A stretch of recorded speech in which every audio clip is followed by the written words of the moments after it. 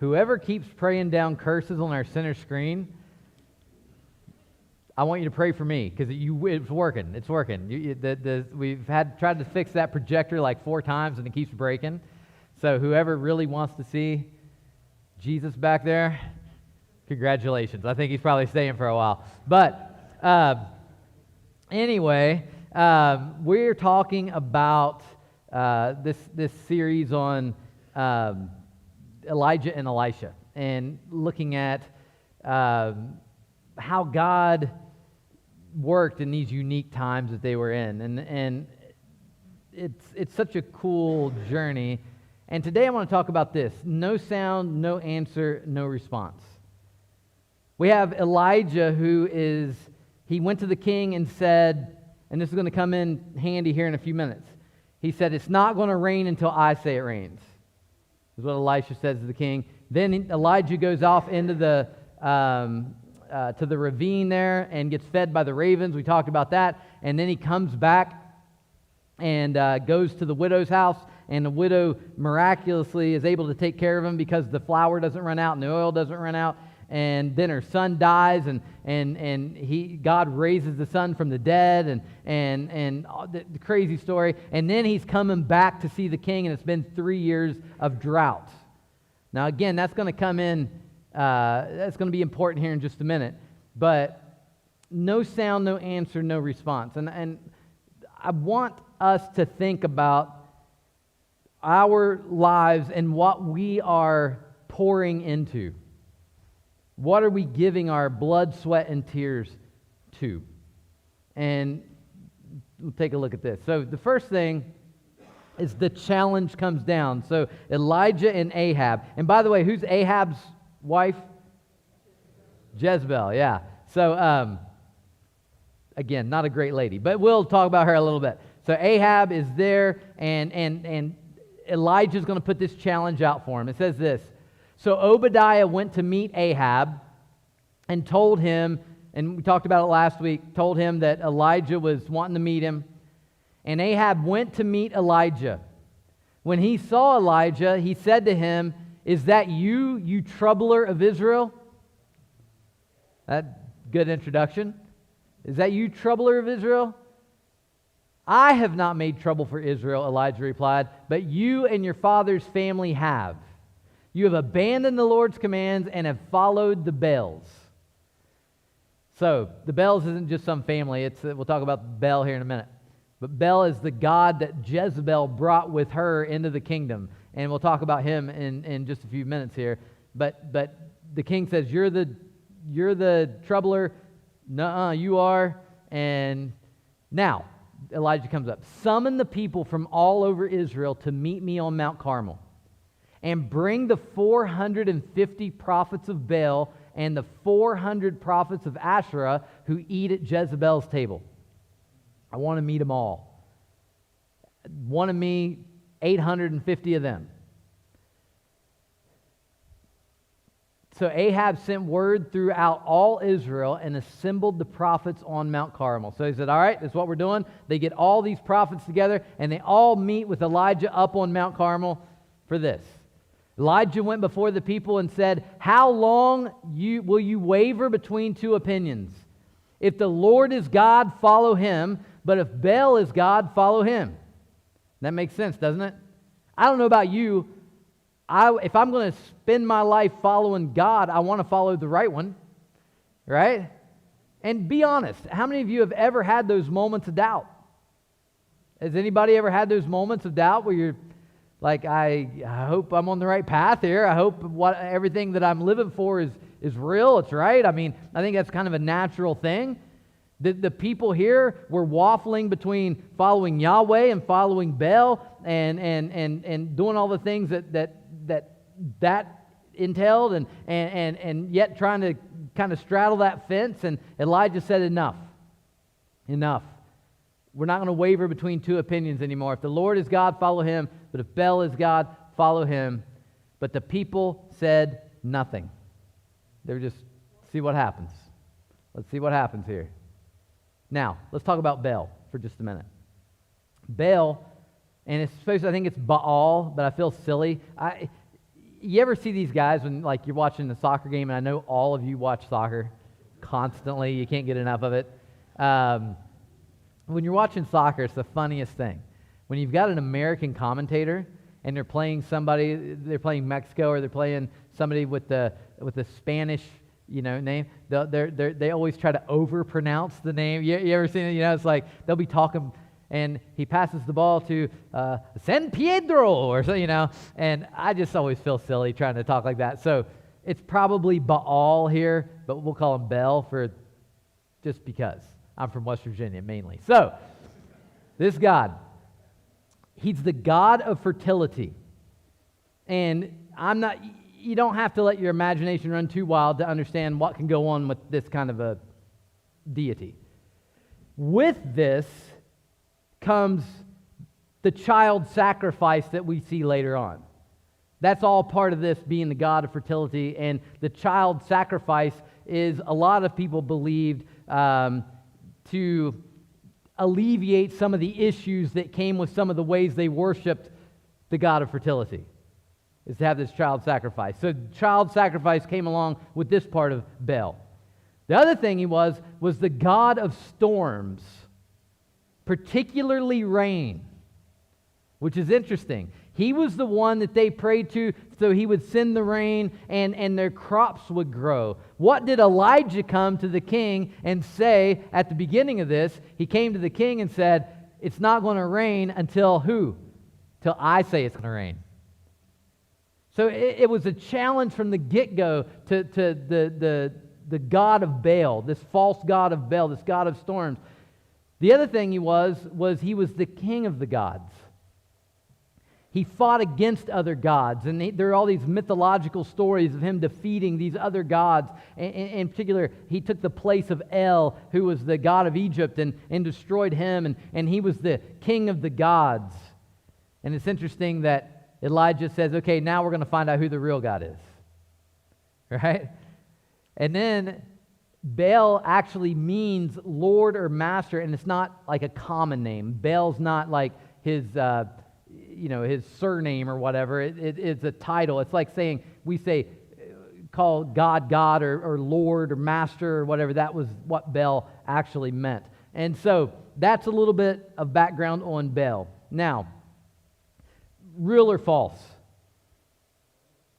Pretty easy, right? Right? I mean, I believe that's not the real God. I don't think that's the King of Kings. I don't think that's the Lord of Lords. I don't think that's what was happening, and so that's what Elijah is up against, right? All these people that are serving him. But the interesting thing is there are 450 prophets of Baal and 400 prophets of Asherah, which Asherah was the most likely the common god that was in that area before even Abraham was called. Probably the god that Abraham served when he talked about being a moon, worshiping the moon and things like that. That goes all the way back to Asherah. Okay, so that's always kind of been there. Now, you have these 450 prophets of Baal. Now, you think about what you got to be a prophet. I mean, you got to buy into it, right? You got to really be, I'm no prophet myself, but I do know what it's like to kind of dedicate your life to something that you have to believe by faith, right? And to kind of tie almost every end of my life to this. And to think about these guys, there's 450 of them who think this is God, who are after this God, who have given their lives and dedicated their lives to what we would say is completely false, right? And there were probably, I don't know, maybe there were some benefits to that kind of life. Maybe it came with you learned some discipline, or you learned to be a team player, or you learned, I don't know what all. There's not a lot of, at least that I could find, a lot of, consistent information about what these prophets what their lives would have looked like. But you can imagine they really thought this was God. They were pursuing, and a lot of times we look at these people like they're, like they've got horns and a pitchfork, and a tail, I guess. And but we look at these guys like they're strange or they're alien. We think of them as just these evil guys. But the truth is, they were probably just like us, and they really thought this was the way to go. But it wasn't. Just look what happens. He lays down the rules of the contest. All right? Then Elijah said to them, I am the only one of the Lord's prophets left. And we find out later he's not quite as alone as he thought. I am the only one of the Lord's prophets left, but Baal has 450 prophets. Get 2 bulls for us. Let Baal's prophets choose one for themselves, and let them cut it into pieces and put it on the wood, but not set fire to it. I will prepare the other bull and put it on the wood, but not set fire to it. Then you call on the name of your God, and I will call on the name of the Lord. The God who answers by fire, he's God. All right? We'll build 2 altars, 2 sacrificial bulls on there, and call down the fire. And whoever's God answers, that's God. Are we in agreement? People said, what a couple of you muttered, what you say is good. What you say is good. They were all in to this. Now, here's the thing. This next point, I call it the Jeremiah 2:13 principle. The Jeremiah 2:13 principle. It's this idea, and I'll read that in just a second. But how many things, or how many pursuits are we after where we really believe that it gives us life, but really it's not giving us anything at all other than complication, heartache, and there's nothing in it? In other words, how many empty pursuits are we chasing in our lives? And I know the grand majority, if not every single person in here, would say, I know Baal's not God. I know Jehovah, Yahweh is God. I know Jesus is the Son of God. I know all of those things. I'm not necessarily asking if you're following a false God, yeah, let's have a chat. When I'm talking about big G God. But the truth is, are some of us following some little G gods and trying to see if that will actually give us some fulfillment, that will fill us up, that will satisfy us, that will give us something? And I think there's probably a lot of things that we could just say, I don't need that anymore. I don't need that anymore. You know? And so let's think about that. And I'm not going to tell you what that is because we all have our different pursuits, but Jeremiah 2:13 says this, and then we'll hop back into our passage. It says this, and Jeremiah is talking about how the nation of Israel has gone away, and this is his summation. My people have committed 2 sins. They have forsaken me, the spring of living water. In other words, the water that you never need to worry about being there or being satisfying, the water that gives us actual life. The same water that Jesus told the Samaritan woman at the well about. That living water. The same water we see springing in the new heaven and the new earth in Revelation that is flowing constantly down. That same water that gives us life and gives us purpose and gives us meaning and truly satisfies. He said, my people have committed 2 sins. Number 1, they've forsaken me, the spring of living water. Number 2, they have dug their own cisterns, broken cisterns that cannot hold water.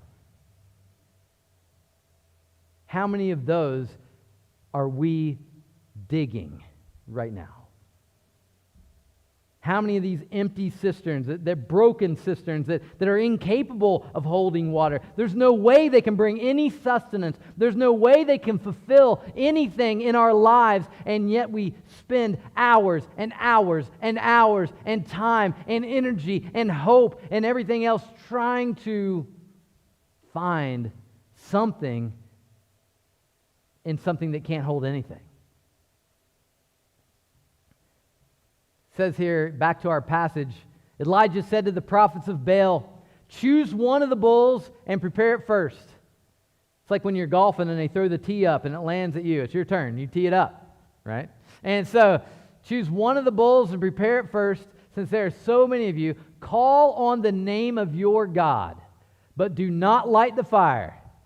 So they took the bull given them and they prepared it. So it's starting. It's happening. I don't want to give it away. Then they called on the name of Baal from morning to noon. Baal, answer us, they shouted. But there was no response. No one answered. And they danced around the altar they had made. They were doing everything that they knew to do in worship of their God, of their empty cistern, hoping that somehow, some way, that the fire would come out where there's no fire possible, that the spring of living water would come out and satisfy their need for this fire to come on that altar. But there was no water to be found because the cistern was broken and there was nothing there. At noon, Elijah began to taunt them. I don't know if this is probably just him going on his own. Probably shouldn't have done it, but pretty funny. Pretty funny. The original trash talker. At noon, it's been about 4, 5, 6 hours, depending on when they started. Elijah begins to taunt them. Shout louder! I don't see any fire yet. Shout louder, he said. Surely he is a god. Perhaps he's in deep thought or busy. This word busy is an interesting one. I'm not going to tell you what it really means, but busy. Perhaps he's in deep thought, or maybe he's busy, or maybe he's taking a walk, maybe he's traveling. You got to yell louder. Maybe he's sleeping and you got to wake him up. I don't know. That's just interesting to me. I think it's funny. I shouldn't. But anyway. So they shouted louder. And get this. Slashed themselves with swords and spears, as was their custom. They literally gave their blood, their sweat, and their tears to this empty cistern. Everything they had, every bit of energy they had, they poured into this, trying to get some kind of sustenance, some kind of life, some kind of something, and there was nothing there. There's nothing there. It says they cut themselves, as was their custom, until their blood flowed. Midday passed, and they continued their frantic prophesying until the time for the evening sacrifice.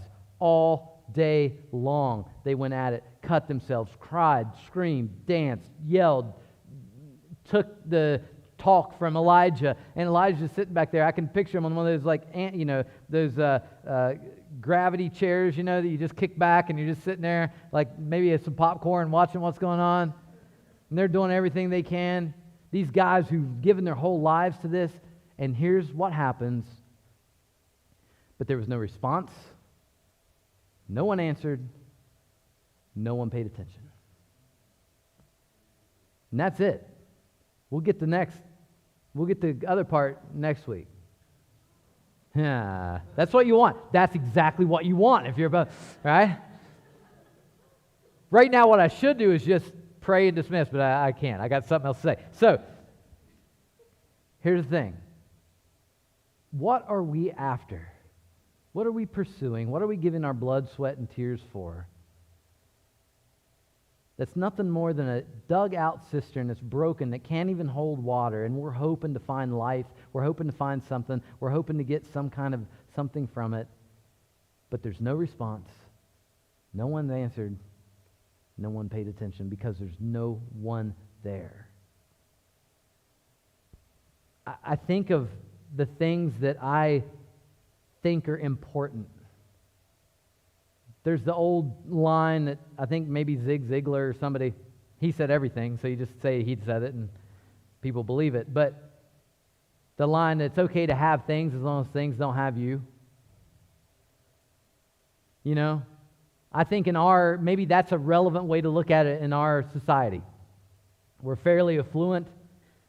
When things start to get a little more pricey or things start to get a little crazy, we panic because we've always had and we're worried about not. And whatever those pursuits are, they're empty. If we think that money is going to give us something, if we think that power or fame or prestige or just a name, being somebody is going to give us some kind of satisfaction, just isn't. It's empty cisterns. It's broken. It's forsaking the living water for something that's not. They can't even hold water. Anybody here, this confession's good for the soul. Hillary told us that earlier in Sunday school. Even though apparently she hates to confess. But anyway, we'll talk. It's in a Catholic context. You had to be there. But here's the thing. How many would confess, I got a little problem with my phone? Anybody here? Lift it up. Say, I got a little problem with my phone. I got a little problem with my phone. The other day, it dinged. I hate on Sunday mornings because you know what it does? Here's your average day. Here's your average time you spent on your phone this week. Anybody get that? Can you turn it off? Is that possible, or is that just the Holy Spirit doing it to my phone? I don't know. I'm like, I didn't ask for this information. I don't care. That's why I stopped wearing a watch. It was always like, you didn't close your rings today. I'm like, shut up. Like, I know, watch. Leave me alone. I'm lazy. But this isn't an Apple Watch, by the way. This isn't old school. You got to wind this bad boy up. But anyway, here's the thing. Sometimes that can be an empty pursuit, can't it? When we just, I started thinking a while back, why do I put stuff? When I put stuff on here, why? 9 times out of 10, for me, and it's not for everybody, for sure. For me, it was so I could see how many people liked it. Or maybe some comments that came on it. You know what I mean? I wanted that whatever that is. How much of my life is spent, that's just a little part of that. How much of my life has been spent trying to live out for somebody else's whatever, validation of me. To where I can say, oh, wow, I'm somebody. It's like Jesus is like, wait a second.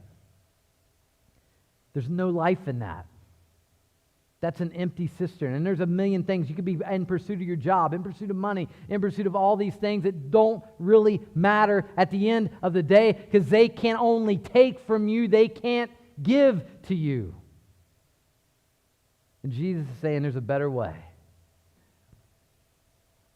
I love the fact that when he talks about church for us, he talks about us having gifts and talents and giving of our gifts and talents and having a place where we can all express our gifts and talents so we can help each other. But the beautiful thing is, as we're helping each other, because everybody's given, we also get the help that we need.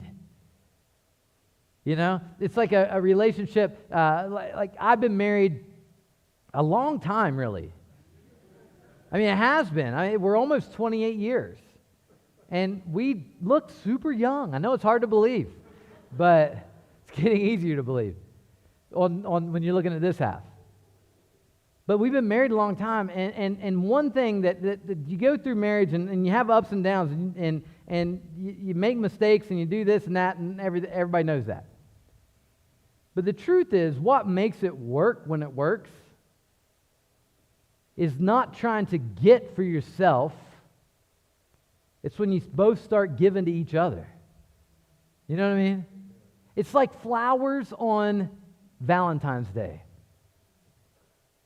It's a scam. First of all, wait, I'll bet I can make you like them more. And I'm sure Paul already handles this, so they're great. But I'd be remiss to give my wife flowers on Valentine's Day if I hadn't just got her flowers because any other time. I found that what really means a lot to my wife is when there's zero expectations for something, and then I come in with something and say, here, just because you're you, I love you. Here's a gift, or here's a hug, or here's a mowed lawn, or whatever. I don't know. Whatever you set your own expectations. But that giving, because when you give and you're both giving, it's such a beautiful thing. It's a better way. It's life. And when we do that in Jesus Christ and we just say, here you go, Lord, what happens to our little lunch in the hands of Jesus, in the hands of the living water? It can feed a multitude, right? All I'm saying is examine your own life. These guys that were these prophets of Baal had dedicated their whole lives to something that could give them nothing in return. And when they tried and they begged and they pleaded and they cut themselves and everything else, all it was no response, no one answered, no one paid attention. Ouch. But man, you think about it. When you give to Jesus, this little life, this little normal thing, there's 7 billion of us. And I'm just one of. And we're all just one of. But when we give ourselves to Jesus, then our true purpose is fulfilled. And we may not change the world at large, but we will be used to have influence of the gospel to somebody, somehow, some way, through words, through love, through kindness, whatever it may be. And there's nothing more satisfying. There's nothing more life-giving. Think of the Fosters who were just up here that have been so kind with their property, so kind with their time, so kind with their articles, and they write things, and now they come to us and say, we're not there anymore. You know what? Now it's time for us to say, thank you so much for your gifts. Thank you so much for your talents. Now, you sit back and relax. Our turn. That's what we do. And there's so much life to that, to be able to look at each other in the eye and say, listen, I know that one day we're going to wind down. Evie Van Dyke, I didn't think anything was going to kill her. She was the toughest woman I think I've ever met in my life. How many knew Evie well? No, you didn't. Nobody knew Evie well. She was that kind of person. She flew planes. She did all kinds of crazy stuff. She had a boyfriend in Texas. I mean, she was wild. I can't wait to celebrate her life. She was so much fun to talk to, but once that winds down, you know what the beautiful thing about this giving life, and when we've got the spring of living water living in us, and that's where we dedicate our lives to, it never gets, it always has a better chapter ahead. Always. I know I didn't get to know Evie as well as I'd have liked to here, but I'll have plenty of time later. I know that. Because we're both serving the God that's the living water that never goes dry, that we can drink from freely forever and ever and ever. And that's all I'm saying. Listen, get away from the things that are draining you. Get away from the things that are complicating your life and making your life harder and making your life more difficult and making your life to where you have to give your life to things that don't matter. Lay those things down on the proverbial altar of the greater thing, which is God Almighty, whose water never runs dry, gives us life and life everlasting. Amen? That's such a good thing. Let's do that. I don't even know how to wind this down. This plane's hard to land, so we're done.